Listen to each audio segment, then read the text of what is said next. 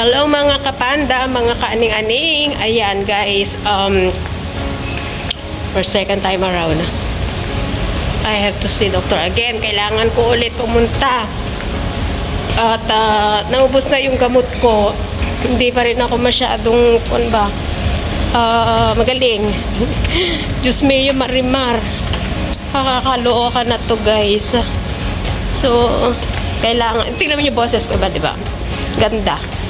Lolo ko nga ako ng amo ko. Ganda daw ng boses ko.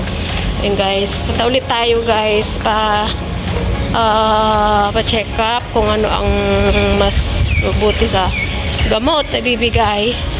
Kasi talaga yung isang araw, sobrang yung sakit ng ulo ko, tapos yung walang tigil yung ubo ko.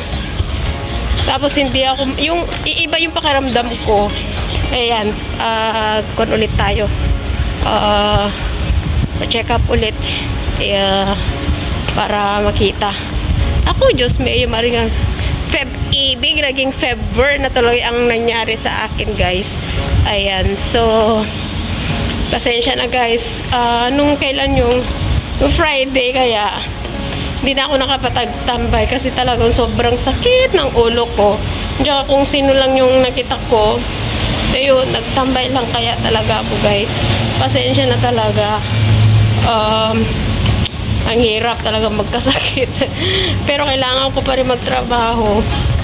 Ayan, so ingat-ingat lang tayo guys. And salamat po sa mga suporta ninyo at sa pagtintindi rin. Diba? Lalo na ngayon malapit na si CNY, so maraming trabaho. So kailangan ko talagang guys. Ayan. Guys. Yeah. You want to have more? Yeah. Vote by the people. Hello. Hello. Good afternoon, Ate Dorothy. Okay, you see Dr. Ha. Yeah, I am still not okay. Still not feeling well. Yeah. And then my headache also. Hey, you under company or yourself? My boss. Your boss paid. Yeah, my boss paid. And then maybe 1 week, 2 weeks before, I need to go also again for my medical. 6 months. Huh?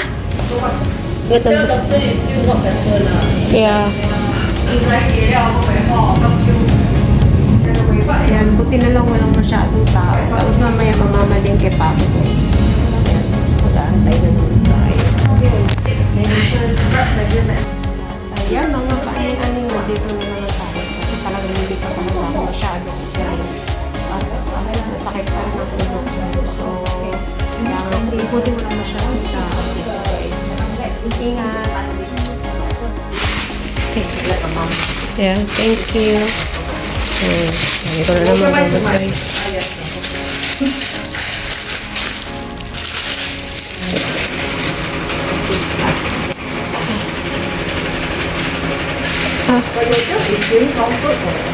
I'm doing housework.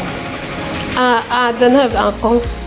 For amount. No, Don't have old elderly. don't. Okay, then not so bad. Yeah. Just let your man know lah. Not so good, then you need to rest. Yeah, no. Otherwise, That one lah. If in case anything happen, also like you feel bad. yeah, it's correct. Especially if they going for holiday. Oh. So I have to tell them, and they notice also my voice and my that's why I'm not really feeling well. Like 1 day, 2 days you sleep, rest at home, sleep in your you have a place, right? Yes. Room, Yeah. Might as well just sleep and then take some porridge and then go and rest. Yeah. The whole day you actually take that sleep and rest. Yeah. You get better. Yeah. One Yep. day, 1 week like that. Yeah, thank you. Do nothing, just rest in the room. Oh, okay. Thank you. You will get better. Okay, well.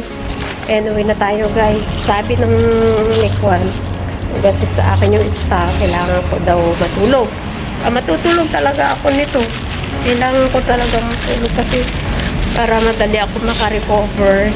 So, sabi niya, yung isang gamot dito na, halimbawa, pag wala na akong ginagawa, I have to take. Kasi nga, talagang patutulugin daw ako kasi pag yung magte-take ako, meron kasi yung gamot talaga na kahit tatrabaho ko, inaantok talaga ako, promise. Yung bang, hindi nahihilo talaga ako, napubigay na yung mata ko, ganyan. So, kailangan daw na mag-rest ako. Thanks for watching everyone. Maraming pong salamat sa ating silent viewers, members, super chatter, OYT team supporters. God bless and ingat. Mwah, mwah, mwah.